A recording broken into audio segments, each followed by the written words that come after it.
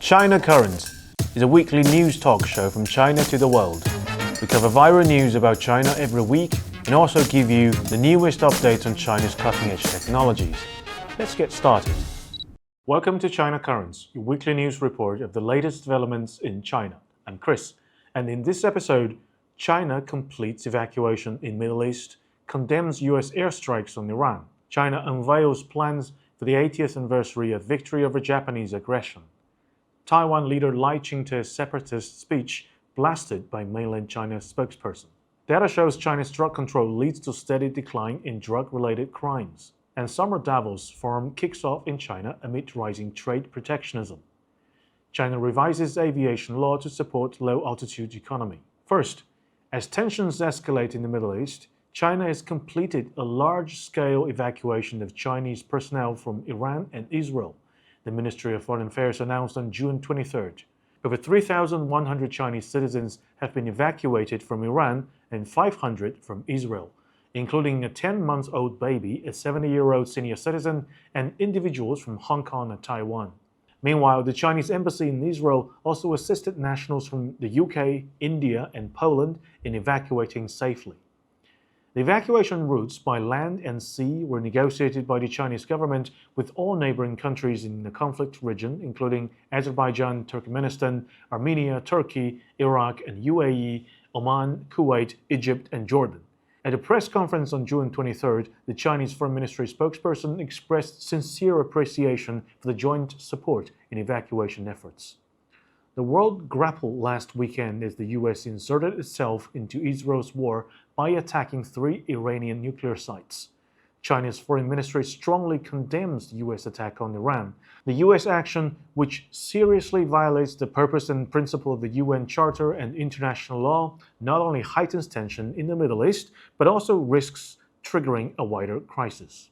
As Iran reportedly endorses closing the Strait of Hormuz in retaliation for the US's brutal airstrikes, China is calling for international efforts to de-escalate tension and prevent regional instability from having a greater impact on global economy. The Persian Gulf and its surrounding waters are vital channels for international goods and energy trade, said a spokesperson. Next, on June 24th, China officially announced plans to mark the 80th anniversary of the victory in the Chinese People's War of Resistance against Japanese aggression and the World Anti-Fascist War, including a gathering on September 3rd in Tiananmen Square and a military parade. It's been confirmed that Chinese President Xi Jinping will attend the gathering and deliver a speech.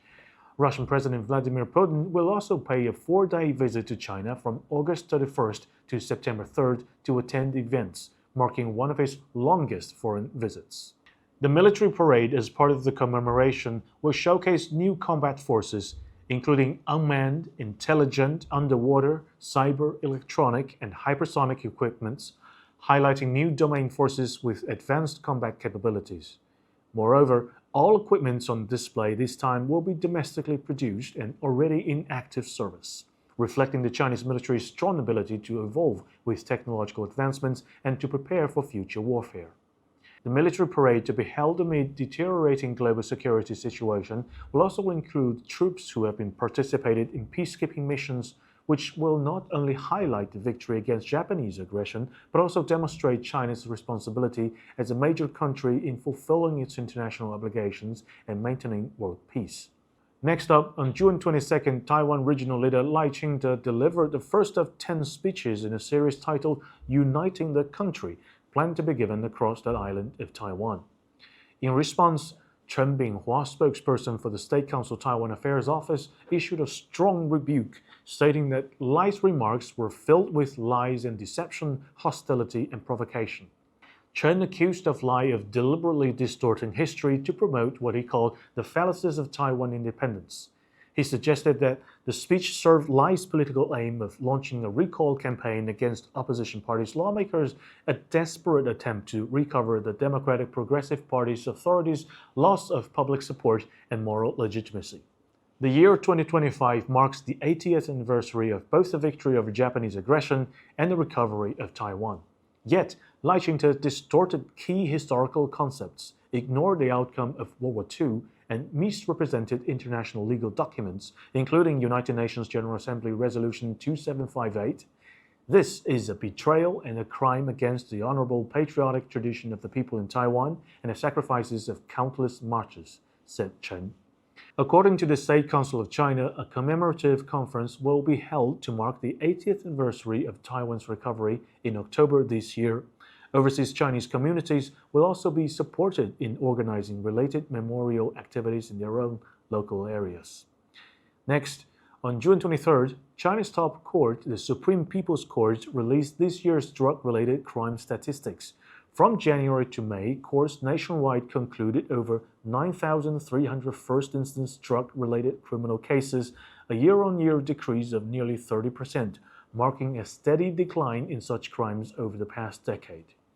The achievement is seen as a result of sustained and intensive crackdowns by judicial authorities. In the first 5 months of this year, more than 14,000 people were convicted of drug-related crimes, with over 2,800, or nearly 20%, receiving prison sentences of more than 5 years, considered a severe punishment under China's criminal law. The crackdown has also contributed to China's efforts in global drug control. Just days before the SPC's announcement, the country's Narcotics Control Commission released the China Drug Situation in 2024 report on June 19th, showing continued improvement in the national drug situation. The report particularly noted that there was no evidence of significant abuse of fentanyl-type substances in the country.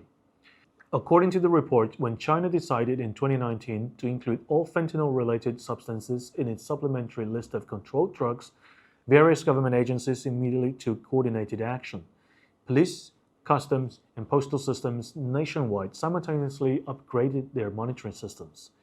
While the U.S. government continues to attribute its fentanyl crisis largely to the so-called external supply chains, China's report presents a different perspective.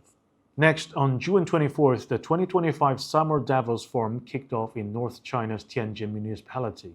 Officially known as the 16th annual meeting of the new champions of the World Economic Forum, this year's event brings together around 1,800 participants from over 90 countries and regions, a new record for registered attendance. The forum takes place against the backdrop of rising unilateralism and trade protectionism, which have dealt a heavy blow to the global trading system.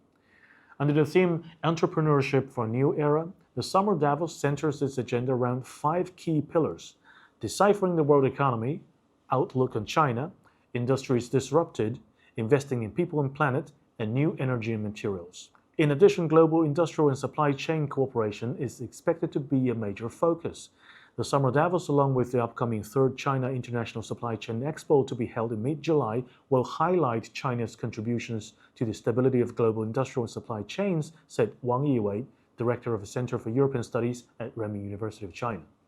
At least 44 senior political leaders from about 30 countries and regions are expected to attend the forum, including 40 cabinet ministers. 14 global leaders from both the public and private sectors will serve as co-chairs of the meeting. Next up, on June 24th, the second review draft of the Civil Aviation Law revision was submitted to China's National People's Congress.